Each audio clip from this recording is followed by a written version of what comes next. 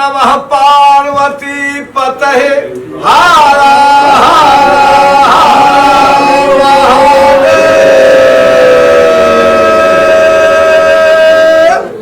शंभो शंभो शंभो। पत्रकार बंधुओं, पत्रकार भाइयों, इसलिए बोलता हूं कि हम भी आपके बिरादरी के लोग हैं। पत्रकार में भी कार लगता है और कलाकार में भी कार ही लगता है। पीछे जो आप देख रहे हैं उगना एंटरटेनमेंट, इससे बड़ा हमारा इमोशनल रिश्ता है। उगना मतलब भगवान शिव। बाबा विद्यापति के जीवन में भगवान शिव जब उनके यहाँ नौकर के रूप में आए थे तो उनका नाम उगना ही था। और मेरा इससे इमोशनल उगना एंटरटेनमेंट से लगाव इसलिए है कि आज से 19 साल पहले जब मैं मुंबई आया था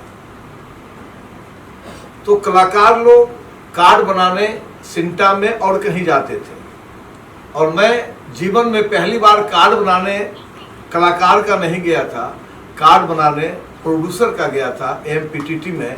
और ये उगना एंटरटेनमेंट तब मैंने इसको वहाँ रजिस्टर्ड करवाया था।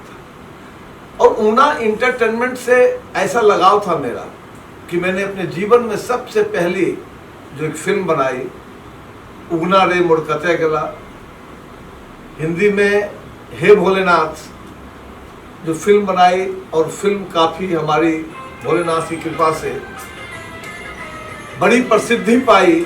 यहाँ तक कि गुजरात में उस समय हमारे मुख्यमंत्री नरेंद्र भाई मोदी हुआ करते थे, जिन्होंने गुजरात में इसको टैक्स फ्री भी किया।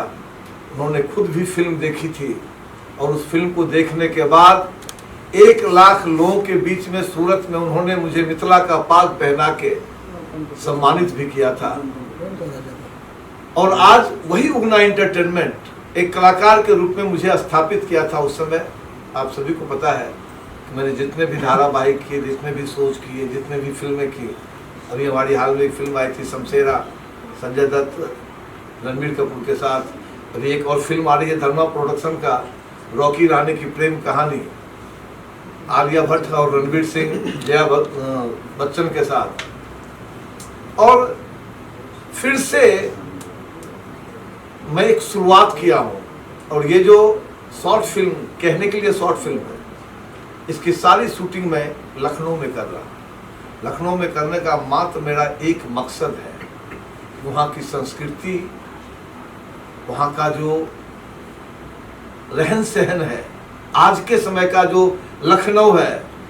अभी मैं लखनऊ गया था तो मैंने देखा कि हर जगह लिखा था कि आप मुस्कुराइए क्योंकि आप लखनऊ में हैं। और हम लोग ठहाका लगाते थे कि हम मुस्कुराएंगे नहीं भाई। जब यहाँ लिखा है कि आप मुस्कुराइए, आप लखनऊ में, हमारे साथ हमारे बगल में राकेश पासवान जी बैठे हैं। इतिहास गवाह है कि इन्होंने जितने हिट शो दिए टेलीविजन में, अफसर बिटिया हो, भाग्य विधाता हो, एक घर बनाऊंगा, बाबा ऐसो बर ढूंढो, लुटेरी दुल्हन, सारे शोज इनके बड़े हिट रहे। अभी बिट्टी बिजनेस वाली, जिसमें मैं मुख्य विलेन भी था, इन्होंने ही पटकथा लिखी है। और मुझे अपने मित्र पे, अपने दोस्त पे गुमान है, कॉन्फिडेंट हूँ मैं कि राकेश पासवान अगर अपने दिल से कोई चीज़ लिखता है तो जब वो पर्दे पे आती है तो एक भूचाल करती है। आपने देखा, नाम मैं रिवील नहीं करूँगा कि वो क्या नाम लिखा हुआ है, लेकिन उसके नीचे जो टाइगर्स लिखा हुआ है उससे आपको ये ज़रूर पता चलेगा कि आने वाली फिल्म, जो शॉर्ट फिल्म है, ये क्या करामत करने वाली है। मुझे सबसे ज़्यादा खुशी है कि इन दिनों में ब्लिट्स एक पेपर है, एक मैगजीन है, जिसका मैं ब्रांड एम्बेसडर भी हूँ। और ये मेरी खुशकिस्मती है कि मेरे बगल में हमारे उसी ब्लिट्स के चेयरमैन साहब बैठे हैं। इधर श्याम बीर जी, जब शिपिंग की बात होती है तो टांगर शिपिंग का नाम आता है, ठाकुर जी के भक्त हैं। ये भी वही कहते हैं जो मैं कहता हूँ, करते हो तुमरे बाबा, मेरा नाम हो रहा है, मेरी आपकी कृपा से सब काम हो रहा है। ये भी ठाकुर जी के लिए वही कहते हैं। मेरे बगल में राकेश जी से परिचय हो गया, ये बोहरा साहब, इनको आप देखिए, जब से इनसे मैं मिला, पहले मुझे लगता था कि अब मैं बूढ़ा हो रहा हूँ क्या, क्योंकि 60 साल उम्र हो गई। लेकिन जैसे ही इनसे मिला मुझे अचानक फील होने लगा कि मैं तो अभी 35 इयर्स का। जब हमारे गार्जियन 80-81 साल के उम्र में वो एनर्जी लेके काम करते हैं, आपने देखा कितना सीढ़ी था, फिर ये देखिए फर्स्ट क्लास आए। ये इनसे मैं रोज सीखता हूँ और मैं बड़ा सौभाग्यशाली हूँ। मैं कहता हूँ भोलेनाथ को कि भोलेनाथ ऐसे लोगों से आपने मुझे जोड़ा है कि जो मुझे हमेशा एनर्जी देता है। उसके बगल में हमारे डायरेक्टर साहब यश मिश्रा जी हैं, इनके भी एक से कई सारे इंटरनेशनल और नेशनल अवार्ड उन्होंने लिया है। ये मेरा सौभाग्य है। या लुगना एंटरटेनमेंट, जब मैं उस समय लुगना एंटरटेनमेंट के लिए फिल्म का ऐसे ही मोड्स किया था, तो किया था ये हरे रामा हरे कृष्णा मंदिर जुहू में, और 3 दिन तक लगातार मैं पूनम ढिल्लो जी के पास गया था कि मेरी बड़ी दिल इच्छा है कि मैं बचपन से ही आपका फिल्म देखता हूँ, मैं भी एक फिल्म बना रहा हूँ, तो आप मेरे मुहूर्त में आइए। वो खुद चल के आई थी और आज देखिए उन्हीं का मतलब ईश्वर का ऐसा आशीर्वाद है। इतने महान हस्तियों के बीच में हमारे एक मित्र संजय सिंह जी हैं, जिनके बारे में बिहार में भी लोग कहता है कि दोनों मेले में बिछड़ गया था दोनों भाई, वैसे ही लगते भी हैं। आप गौर से देखेंगे तो आज हम दोनों का फोटो भी वायरल हो रहा है। साथ में हमारे राव साहब हैं, जो कभी किसी समय में प्रशासनिक पदाधिकारी हुआ करते थे, ब्यूरोक्रेसी में थे। ये अलग बात है, जीवन को और बढ़िया दिशा देने के लिए उन्होंने VRS लिया। हमारे बोरा साहब और तमाम जो लोग, ये मंजू बरोट हो, चाहे नीलम तिवारी हो, चाहे ये पिंकी हो, हमारी देखिए चंडीगढ़ से भी हमारे ये गेस्ट आए हैं। तो मतलब ये हमारा सौभाग्य है, और इसी सौभाग्य के बीच में आप तमाम पत्रकार बंधु, इसमें जितने भी पत्रकार हैं, मुझे लगता है इसमें सब लोग हमारे साथ 7, 8, 10 साल से काम कर रहे हैं। रितेश पाठक जी ने देखा है कि जब गरीबों की बस्ती की बात होती है तो मैं कैसे पागलों की तरह काम किया।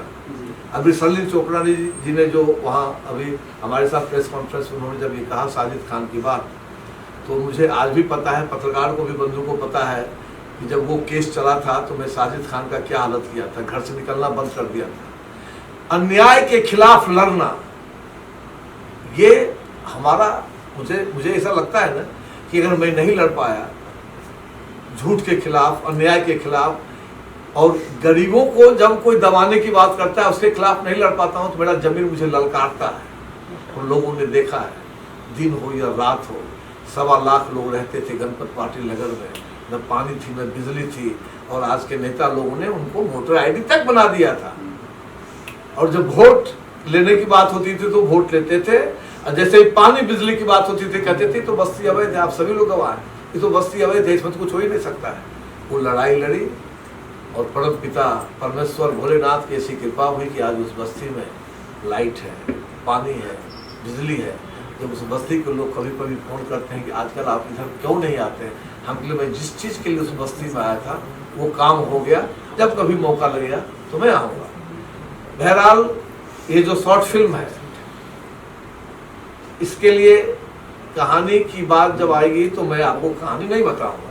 कहानी इसलिए नहीं बताऊंगा तो फिर देखने में आपको मजा नहीं आएगा। वो जब बन के आएगा, जब उसका प्रीमियर करूंगा तो फिर आप सभी लोगों को बुलाऊंगा, दिखलाऊंगा, तब आप देखेंगे कि आज से 19 साल पहले वाला जो फूल सिंह जो पहली बार मुंबई की तरफ अपना कदम बढ़ाया था, मुंबई आया था पवन एक्सप्रेस से, वो 18 साल के बाद फिर एक फिल्म बनाता है। तो वो फिल्म कैसी होती है ये तो पर्दे पे जब बनेगी तभी आप उसके बारे में कुछ बता सकते हैं।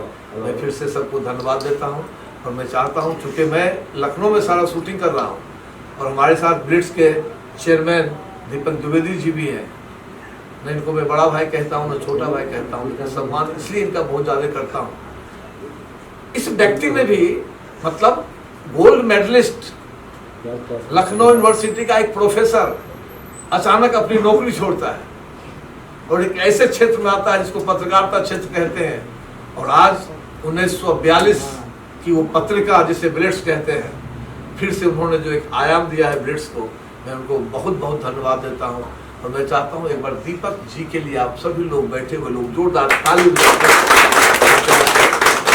और मैं चाहता हूँ दीपक भाई आप हमारी टीम के सब लोग हैं। देखिए उधर हमारा मेकअप दादा है, बहुत मेकअप किया है हमारा वो उधर।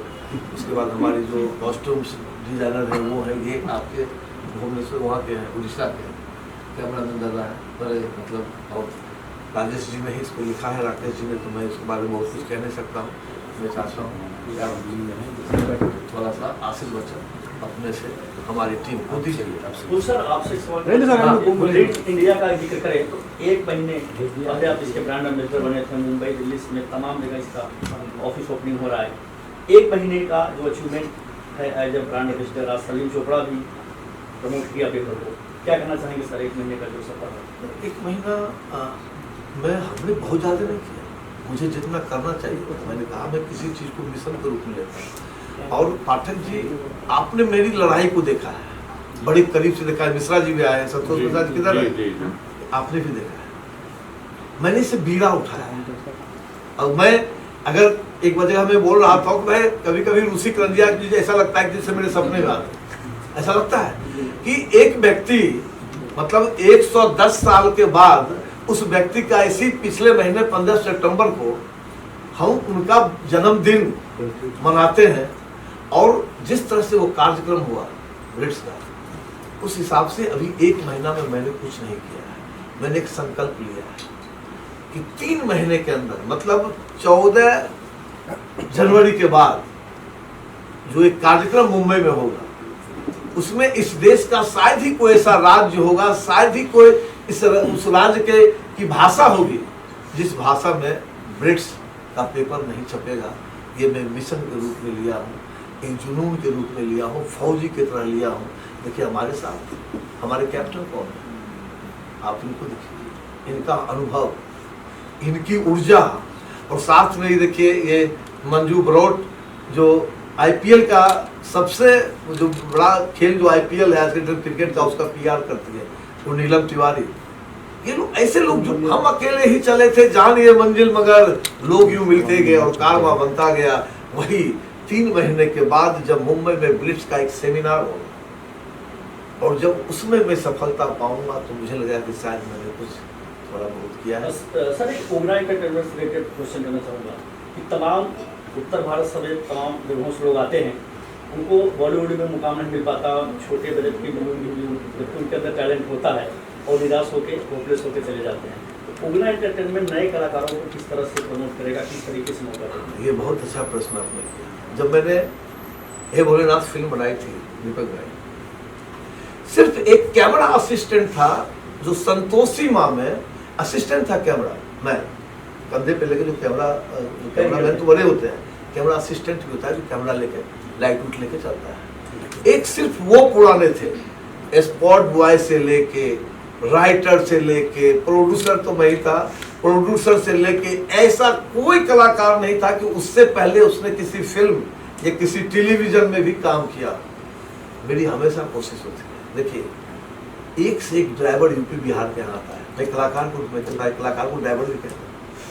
मान लिया अगर मैं बहुत, मेरे मन में लगता है मैं बहुत कॉन्फिडेंट हूँ कि मैं बहुत अच्छा कलाकार हूँ, मैं बहुत अच्छा काम कर सकता हूँ, बहुत अच्छा काम कर सकता हूँ, तो मैं एक अच्छा अगर ड्राइवर हूँ और मैं किसी के पास जाऊँ, किसी प्रोड्यूसर के पास कहने के लिए कि आप मुझे काम दीजिए, तो मैं तभी साबित कर पाऊंगा कि मैं अच्छा कलाकार हूँ, अच्छा ड्राइवर हूँ, जब वो मुझे काम दे। और मैं इसमें भी देखना, इसमें भी मैक्सिमम ऐसे लोग होंगे। तो ये राकेश जी को तो हम काम नहीं दे सकते, ये तो मुझे काम देते, मैं इनको क्या काम दूंगा, बच्चे एस्टेब्लिश लोग। लेकिन लखनऊ क्यों जा रहा हूँ मैं चाहता तो मुंबई भी शूट कर सकता था, लखनऊ तो मुझे महंगा पड़ रहा है। लखनऊ इसलिए जा रहा हूँ, झुग्गी झोपड़ी में रहने वाला कोई आदमी, कोई कलाकार जो वहाँ एक सपने देखता है। देखिए दुनिया, हिंदुस्तान के किसी भी स्टेट के किसी भी गांव में, किसी के घर में भी एक सपना हमेशा होता है कि भाई हम भी जरा मुंबई जाते, हम भी थोड़ा कलाकार बनते। वो सपना कैसे पूरा? हम जैसे लोग जब बाहर निकलेंगे, यूपी बिहार जाएंगे, दूर दराज जाएंगे, उस बस्ती में जाएंगे, वहाँ से खोजेंगे टैलेंट को, तभी तो मैं उसको काम दे पाऊँगा। और चूँकि भारतीय जनता पार्टी ने मुझे, भारतीय जनता सीनियर टीवी कामगार संघ का मैं अध्यक्ष भी हूँ उस एसोसिएशन का, तो मेरी नैतिक जिम्मेदारी बनती है कि वैसे कलाकार, जो कलाकार तो हैं लेकिन उनको प्लेटफॉर्म नहीं मिल रहा है, और मेरे पास प्लेटफॉर्म है तो मैं मुझे सर सूत्रों से जानकारी मिली है कि बायोपिक भी बन रही है किसी की। किसी की मैं आपसे जानना चाहूँगा इसमें जी। बायोपिक तो नहीं है, लेकिन इतना तो है 5-7 हमें तो मिनट। जानकारी मिली है फूल सिंह जी आपकी ही बायोपिक जो है तैयार होने वाली है, कुछ लोग प्लान किए हैं, बनने वाली है, तो आपकी क्या प्रक्रिया वो है? तो दूसरा है। हाँ, ये जवाब आपको मिलेगा, वो दूसरा है जो आप कह रहे हैं, ये बायोपिक नहीं है, ये एक संदेश है, मैसेज है। सर बिग बॉस में साजिद का तो शर्लीन का जो मैटर चल रहा है, आप उसको किस तरीके से देखते हैं? क्या मतलब आप किसे सपोर्ट करते हैं? किसको सपोर्ट? साजिद खान को मैं सपोर्ट करूंगा? इस जन्म में तो हो ही नहीं सकता कि मैं उसको सपोर्ट करूंगा। मैंने उसका हमेशा अपोज किया है। मैं तो, मुझे जो अभी सब चीजें प्रकरण पता चल रहा है, मैं भी जाने वाला हूँ अपने मैंने आदरणीय अनुराग ठाकुर जी के पास, मैं जाने वाला हूँ, उनको बोलने वाला हूँ या तो बिग बॉस को बंद कीजिए, अरे तो मैं हो सकता है 2-4 दिन में आप पत्रकार बंधु को भी बता देता हूँ, मैं कलर्स के ऑफिस के बाहर जाके हंगामा करने वाला हूँ कि आप एक अपराधी को बिग बॉस में दिखला के क्या साबित करना चाहते हैं इस देश को, कि हमारा जो आने वाला पीढ़ी है, हमारा जो आने वाला भविष्य है, वो ये देखे बिग बॉस को बड़े प्यार से, अच्छा इसने ये गलत किया था इसलिए तो ये बिग बॉस में आया। साजिद खान हमारे जो आने वाली नस्लें हैं उसको खराब करने का कोशिश कर रहा है, क्योंकि उसमें ये क्या नाम है, सलमान खान है। अरे हम कैसे इन लोगों को भूले? इन लोगों ने ही तो हमारे जैसो बिहार के लाडले और उदीयमान हमारे स्टार सुशांत सिंह की हत्या करवा, मैं कैसे भूल जाऊं इस बात को। मैं साजिद खान भी मैं बोल देता हूँ आपको, दिवाली से पहले 2-4 दिन के अंदर में कलर्स चैनल के ऑफिस के बाहर हंगामा करूंगा और अपने माननीय मंत्री जी के पास जाऊंगा और उनसे रिक्वेस्ट करूंगा कि आप तत्काल या तो साजिद खान को निकलवाइए और नहीं तो ये बिग बॉस जो चल रहा है उसको बंद कीजिए। ये फूहड़पन बांटता है पूरे देश में और ये आज के हमारे आने वाली पीढ़ी के ऊपर ये इसका बड़ा दुष्प्रभाव पड़ रहा है। आप इसके बारे में कुछ सोचिए, मैं इसे साथ नहीं बैठूंगा। दीपक सर, आप क्या कहना चाहिए? बिग इंडिया दिल्ली मुंबई समेत तमाम उत्तर भारत हो रहा है, फुल सर इसके ब्रांड एम्बेसडर हैं, आप मुंबई 1 महीने में दूसरी बार आए, क्या कहना? देखिए, ब्लिट्स की स्थापना ही देश के विकास में अपना सक्रिय योगदान करने के लिए रुचिकरंजन जी ने की। उस समय का युग भ्रष्टाचार जो पनप रहा था उसको खत्म करने के लिए, क्योंकि विकास में भ्रष्टाचार घातक बन रहा है। आज 2014 के बाद से गांव-गांव तक सब आदमी ये जाना है कि भ्रष्टाचार का गला घोटा गया है, उसका समूल उसका नाश किया गया और विकास के लिए हर देश के नागरिक को जोड़ा गया। पत्रकारिता पर बहुत सारे सवाल उठे और पत्रकारिता का जो प्रोफेशन है उसने भी अपने दायित्वों से कहीं से अलग हटके सोचना और काम करना शुरू किया, क्योंकि हम सब लोग उस प्रोफेशन के हैं। तो हम लोगों ने देश के सारे लोगों के साथ मिलकर, उसमें पत्रकार भी थे, कलाकार भी थे, अधिकारी भी थे, बिजनेसमैन भी थे, राजनेता भी थे, कि हम विकास की पत्रकारिता और एक सकारात्मक पॉजिटिव जर्नलिज्म का एक प्रयोग करेंगे और उस प्रयोग को सफल करेंगे, क्योंकि हम लोगों के पास अनुभव युक्त लोगों की बहुत ऊर्जावान टीम है।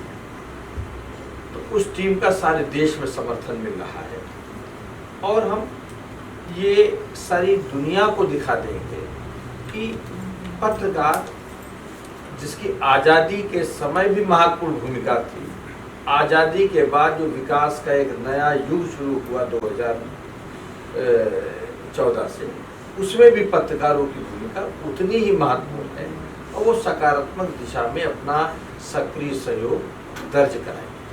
सर, डिजिटल दौर में ब्रिज इंडिया जन जन का अखबार बने, ये इसके लिए आपकी क्या प्लानिंग है? इस तरीके से लोगों को ब्लिट्स इंडिया प्रिंट में भी शुरू है और ऑनलाइन में भी शुरू। डिजिटल प्लेटफॉर्म बहुत तेज़ी से बदलता हुआ और अपग्रेड होता हुआ प्लेटफॉर्म है, तो हम हर रोज़ नए उसमें जो नए डेवलपमेंट हो रहे हैं, जो नए उसमें टेक्नोलॉजी आ रही है कि जिससे ये आम लोगों तक पहुँचे, गाँव तक पहुँचे, उसके लिए हम सारे के प्रयास दिन रात कर रहे हैं और बहुत जल्दी आपके सामने बोलिए। जी, आप क्या कहना चाहेंगे आज के इस कार्यक्रम को लेकर राकेश। के? राकेश जी, आ जाएगा सर, आ जाएगा। सर आएगा, आएगा आएगा सर, आएगा। हिलाओ मत, बंद हो जाएगा। जी राकेश, नमस्कार सबको। सबसे पहले देखिए, ये मैं सिर्फ फिल्म के बारे में बात करूँगा जी। एक्चुअल में आज मेरे पास कहने को ज़्यादा कुछ नहीं है, क्योंकि ये शॉर्ट फिल्म है, फुल लेंथ फिल्म नहीं है, शॉर्ट फिल्म है। और अभी अगर 6-7 मिनट की फिल्म है, अगर मैं उसके बारे में कुछ भी कहूँगा तो वो रिवील हो जाएगा। आपको थोड़ा उसका पृष्ठभूमि और थोड़ा सा उसके बारे में बता देता हूँ, और आपने एक सवाल किया था इनसे, जी, उसका भी जवाब दे देता हूँ। हम दोबारा मिलेंगे जब ये फिल्म बन जाएगी, नेक्स्ट मंथ में कंप्लीट हो जाएगा। हम नवंबर फर्स्ट वीक में शूट करने जा रहे हैं, और जब कंप्लीट हो जाएगा तो हम दोबारा मिलेंगे, उसी बहाने फिर से मिलेंगे। ओके तब मैं डिटेल में आपको बताऊँगा। इतना बता देता हूँ, कहानी तो नहीं बताऊँगा, बोलने के बीच में क्यों आपको आवाज सिर्फ आता इतना है? बता देता हूँ कि ये एक इंटरनेशनल कैरेक्टर का हमने देसीकरण किया है। जी, समझ लीजिए, एक इंटरनेशनल कैरेक्टर है और उसको हमने देसी अवतार में हम उतारने जा रहे हैं। और हमने पृष्ठभूमि उत्तर प्रदेश रखी है। उत्तर प्रदेश में लखनऊ है। लखनऊ अपने आप में बहुत ही ख़ास है। जी, वहाँ का आर्किटेक्चर, वहाँ वैसे तो पूरा हिंदुस्तान ही बहुत खूबसूरत है, लेकिन लखनऊ रखने के पीछे कहानी की एक डिमांड है, उसकी जो पृष्ठभूमि है उसकी वजह से हमने लखनऊ चुना है। लेकिन एक बात बता देता हूँ, ये सिर्फ शॉर्ट फिल्म सिर्फ ये एक बार के लिए नहीं है। जैसे वैसे मेरा बैकग्राउंड तो मैं सीरियल्स बनाते आया हूँ, तो जैसे सीरियल्स में धारावाहिक में हर बार अलग अलग कड़ी होती है, तो इसमें भी आपको अलग अलग कड़ी नज़र आएगा। ये जब हम पहला बना लेंगे तो रुकेंगे नहीं, जी, इसमें पार्ट टू पार्ट आते हैं। हाँ, इसके 3 कैरेक्टर्स वही रहेंगे, और लेकिन हर कहानी चेंज होगी। जी, तो अलग अलग कड़ी आएगा, आपको दिखाई देगा। जब पहला आप देख लेंगे तो आपको समझ में आएगा कि किस लाइन पे हम लोग बात करें। तो हो सकता है इस बार हमने लखनऊ किया है, अगली बार हम कहीं और करेंगे।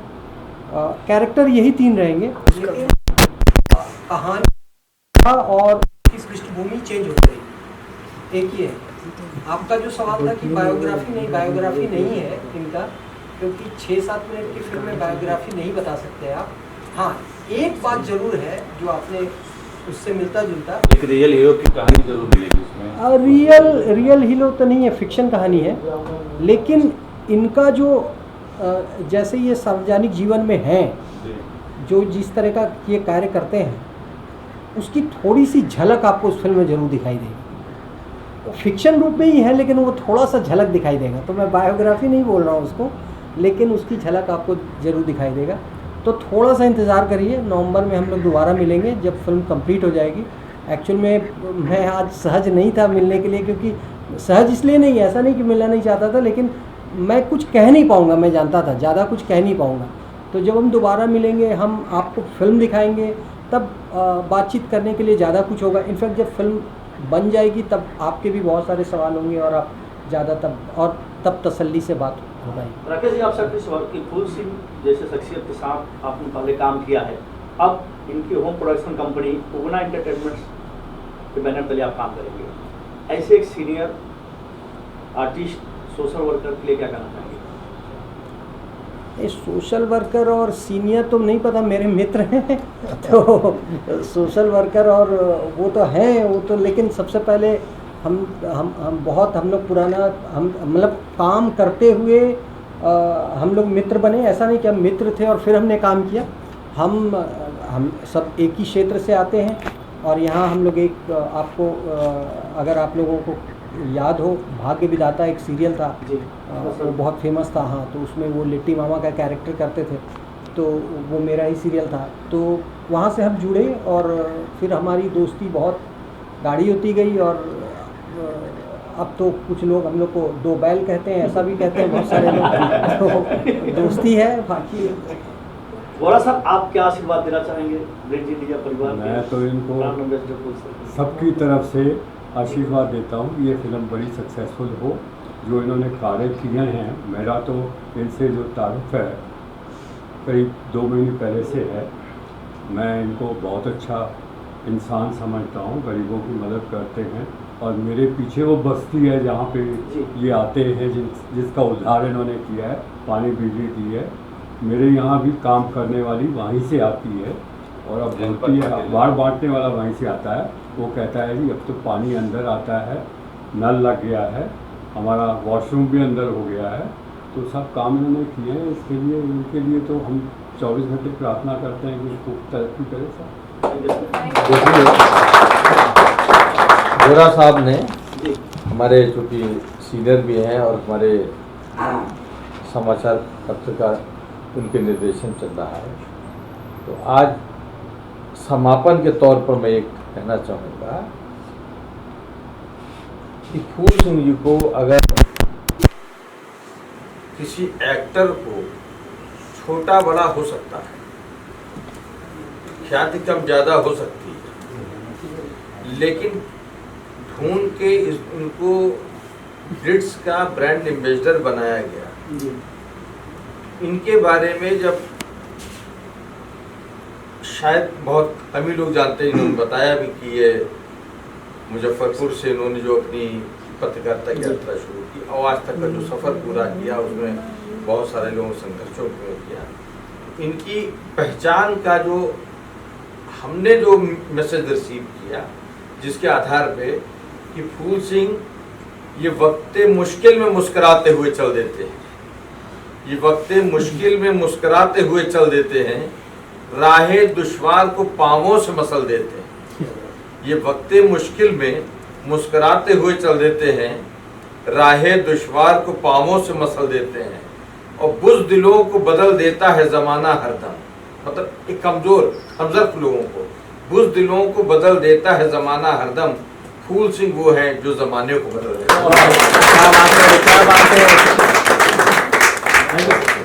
स्वागत समारोह